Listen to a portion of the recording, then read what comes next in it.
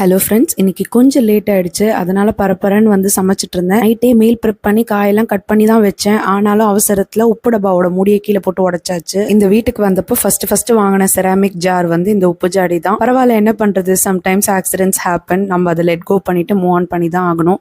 கொஞ்ச நேரத்துக்கு என் brain work ஆகல, அதனால அதை அப்படியே ஓரம் வச்சுட்டு அவளுக்கு ஸ்நாக்ஸ் எல்லாமே பேக் பண்ணிட்டேன். இன்னைக்கு லஞ்ச் பாக்ஸ்க்கு பீட்ரூட் சப்பாத்தி தான் பிளான் பண்ணியிருந்தேன். பீட்ரூட்ல உப்பு, மஞ்சள் தூள், குழம்பு மிளகாத்தூள், கரம் மசாலா எல்லாமே போட்டு அரைச்சிட்டேன். இப்போ நம்ம கோதுமை மாவுல சேர்த்து இது அப்படியே பிழிய வேண்டியதுதான். தேவையான அளவுக்கு தண்ணி மட்டும் சேர்த்துக்கிட்டு நல்ல சாஃப்டான டோவா பிழிஞ்சு எடுத்துக்கலாம். நார்மலாவே வெஜிடபிள் ஆட் பண்ணோம்னாலே சப்பாத்தி நல்ல சாஃப்டா வரும். இதுக்கு பெஸ்ட் சைட் டிஷ் ரைத்தா தான். ஆனா தயிர் வந்து புளிச்சிருது அப்படின்னு சொல்லிட்டு இவ கம்ப்ளைண்ட் பண்றதுனால உருளைக்கிழங்கு குடமிளகா போட்டு பொரியல் பண்ணலான்ட்டு தான் ரெடி பண்ணிட்டு இருக்கேன். இது கடாயில கொஞ்சமா எண்ணெய் ஊத்திட்டு ஜீரகம் சேர்த்துட்டு கொஞ்சமா வெங்காயம் சேர்த்துட்டு லைட்டா வதக்கிட்டு அதுக்கப்புறமா நம்மளோட உருளைக்கிழங்கு சேர்த்துட்டு மஞ்சத்தூள், மிளகாத்தூள், உப்பு இவ்வளவுதான். இதை மிக்ஸ் பண்ணிட்டு கொஞ்சமா தண்ணி சேர்த்துட்டு உருளைக்கிழங்கு 80% குக் ஆனதுக்கு அப்புறமா நம்ம வந்து குடமிளகா சேர்த்துட்டு ஒரு 5 மினிட்ஸ்க்கு மூடி போட்டு குக் பண்ணிட்டோம்னா அவ்வளவுதான். பீட்ரூட் சப்பாத்தியோட இந்த சைட் டிஷ் ரொம்பவே நல்லா இருக்கும். கண்டிப்பா ட்ரை பண்ணி பாருங்க. இந்த பீட்ரூட் சப்பாத்தி ஆக்சுவலி நீங்க நினைக்கிற மாதிரி ஸ்வீட்டாவே இருக்காது. நம்ம மசாலாலாம் ஆட் பண்றனால அந்த ஸ்வீட்னஸ் வந்து கம்ப்ளீட்டா மாஸ்க் பண்ணிடும். ஹோப் இந்த வீடியோ உங்களுக்கு ஹெல்ப்ஃபுல்லா இருக்கும்னு. நாளைக்கு இன்னொரு வீடியோல பார்க்கலாம். பை.